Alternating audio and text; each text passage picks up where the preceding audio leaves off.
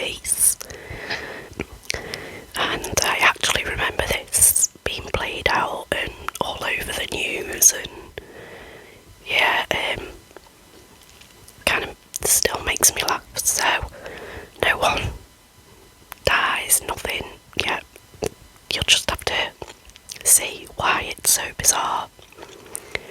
So sit back, relax, and enjoy the case of John Darwin. John Darwin was born in 1950 in England. There's not much background on him that I could find, but he did attend school and college in Salford, and that's where he studied biology and chemistry. Darwin married his wife Anne on 22nd of December 1973, and he embarked on a career in teaching maths and science. He did this for 18 years before a career change led him to Barclays Bank. After this, he became a prison officer at HMP Home House. Darwin and Anne, who worked as a doctor's receptionist, also had their own business running bedsits. They had 12 properties that they ran. In December 2000, after purchasing another 2 houses in Seaton Carew, they ran into debt. On 21st of March 2002, Darwin was seen sea kayaking in Seaton Carew, or Carew, I'm sorry. I don't know how you pronounce that properly. Hours later, he was reported missing to the police after not showing up at work. At this point, a huge search took place, scaling over 62 square miles of coastline, but there was no sign of Darwin. The next day, his battered and bruised kayak and paddle were discovered, but rescuers were confused as to how Darwin had got into such trouble, as the North Sea had been unusually calm at the time of his disappearance.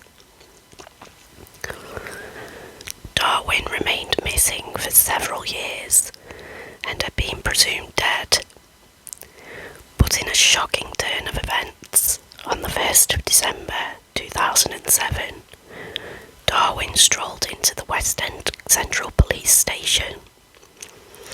Upon questioning, he claimed to have no memory of the last 5 years. So, what exactly happened in the 5 years he had been missing and presumed dead? Well, Darwin's amnesia claim was false. He had actually been living in a bedsit the couple owned, located next to the family house. After a while of living there, he secretly moved back in with his wife Anne in February 2003.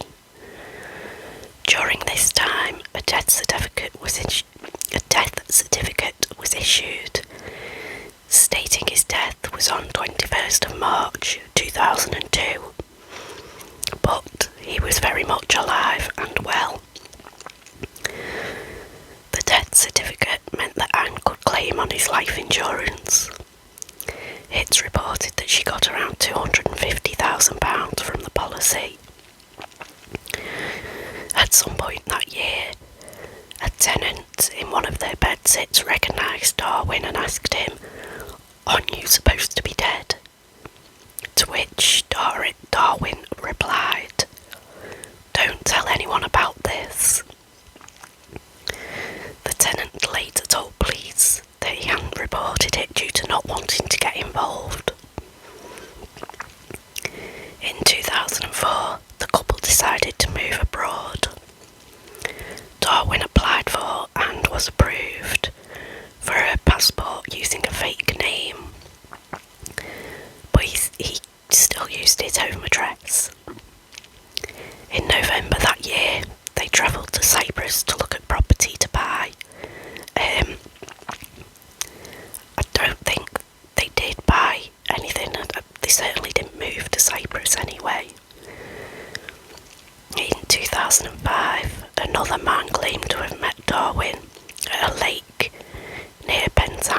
Cornwall.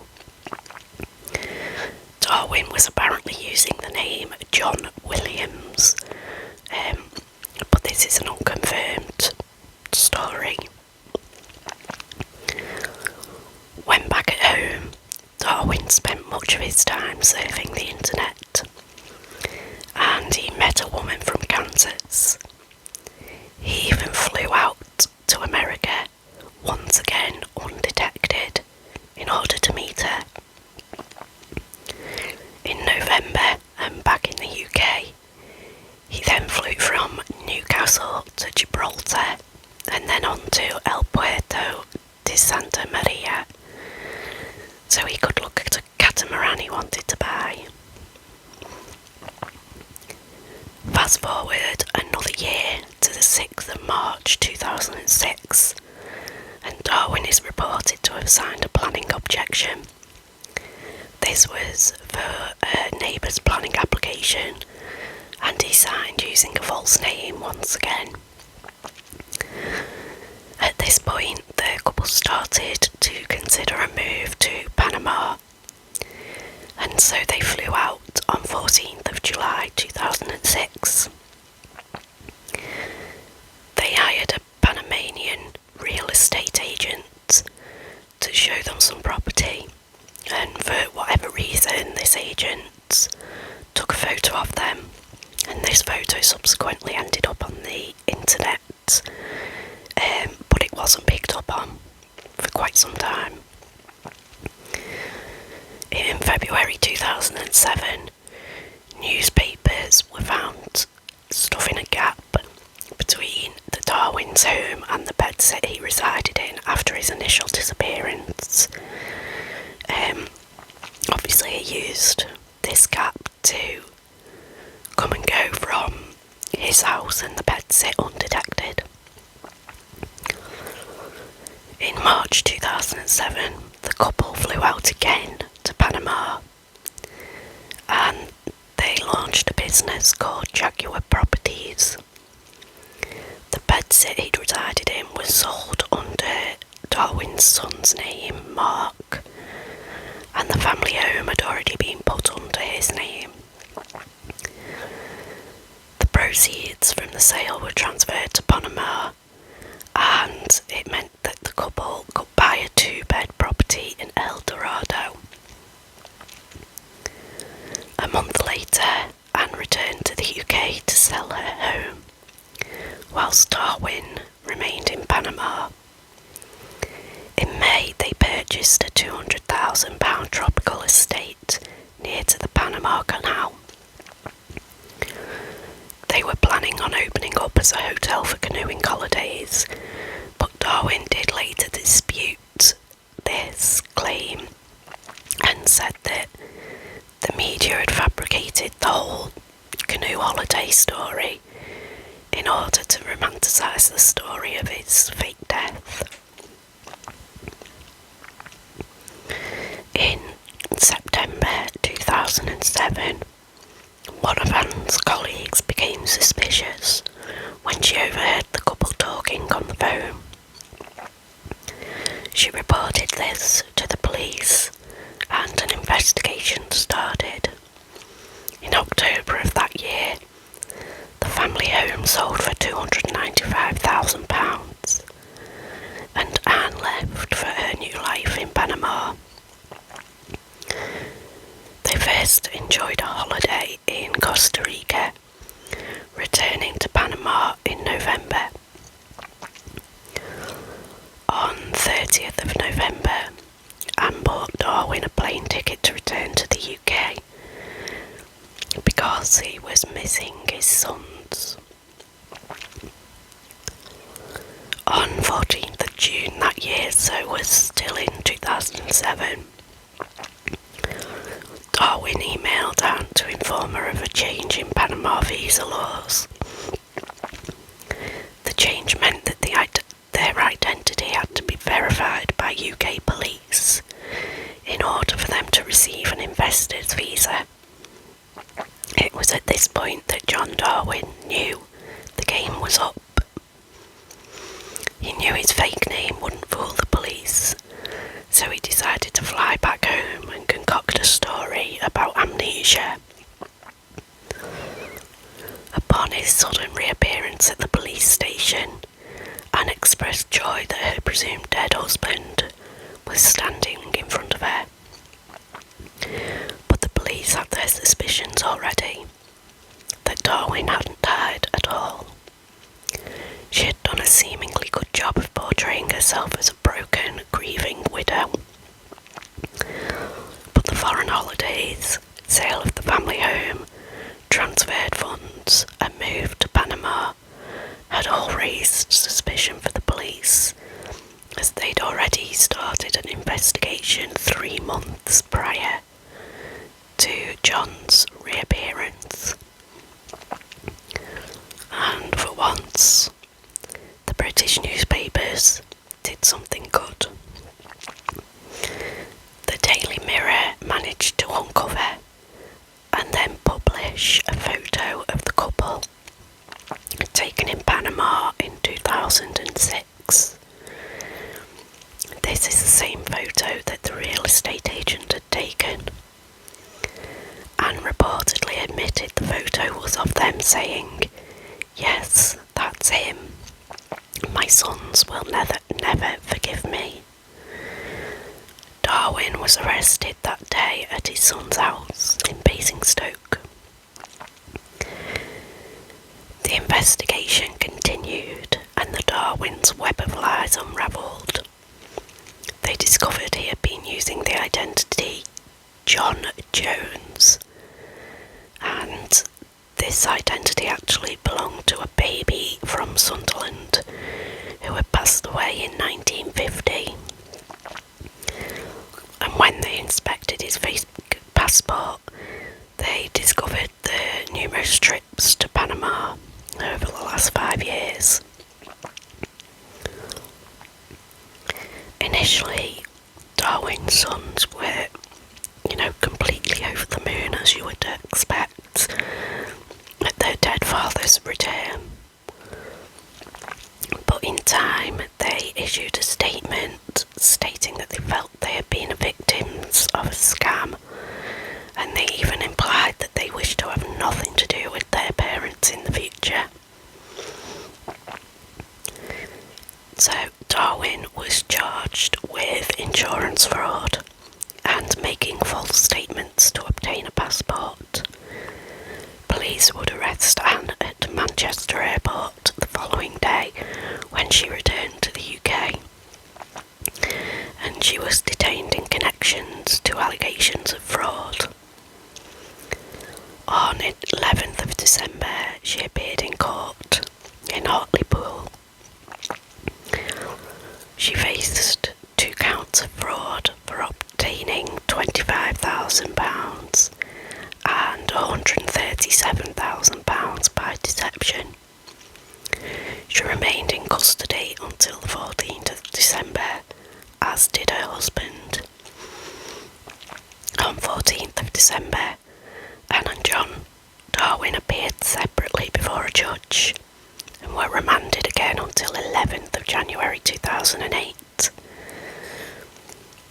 On the 9th of January 2008, the pair returned to court to face further charges of deception. John faced the same charge as his wife, with obtaining the £137,000 by deception. Then they were charged together for obtaining even more money, and that was from a teacher's pension scheme, which was roughly £25,000 and £59,000, as well as obtaining money from the DWP, which is the benefit system. And I think that probably other pension money, maybe, it doesn't really say. So once again they were remanded, and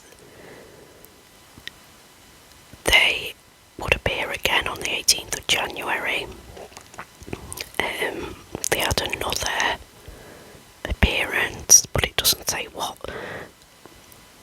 for, and again remanded. So on the 13th of March 2008, 2008. John Darwin admitted to 7 counts of obtaining money by deception and 1 passport offence.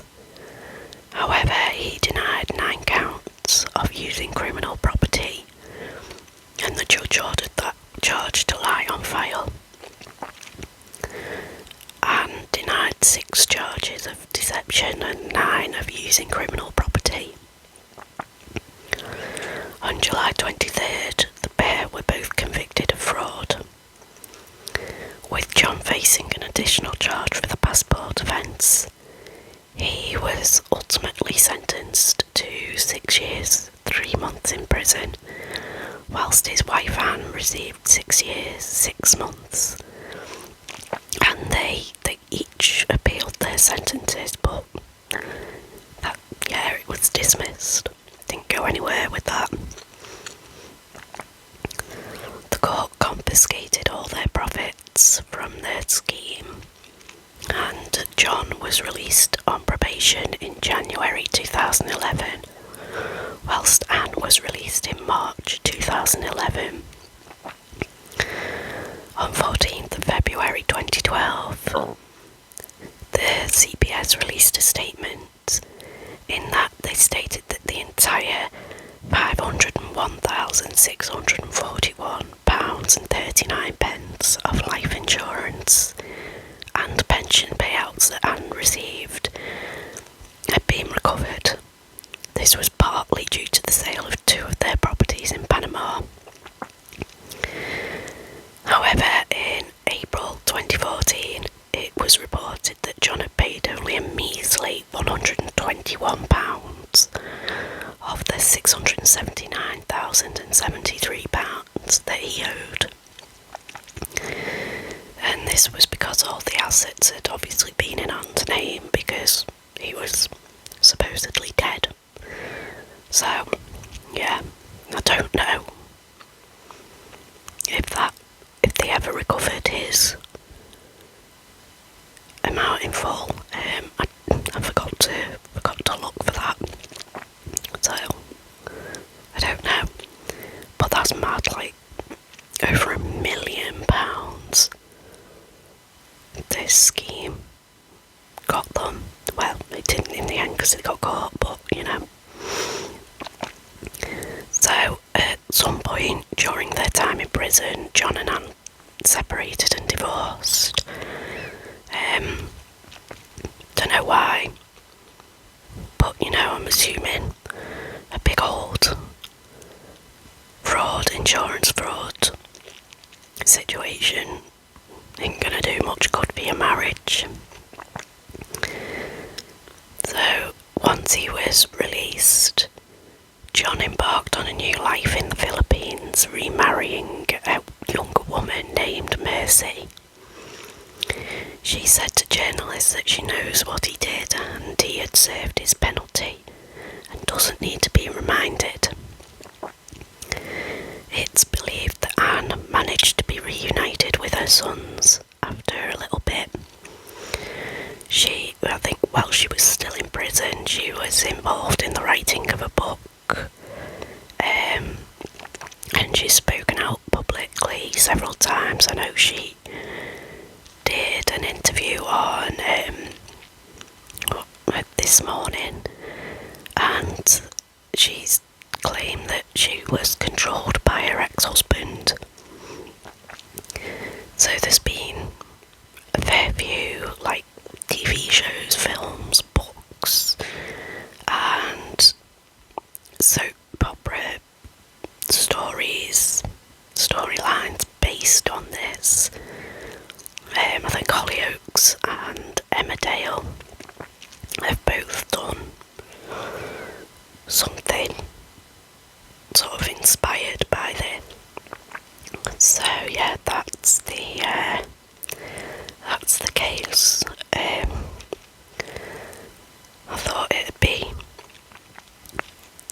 interesting to do something a little bit more light-hearted.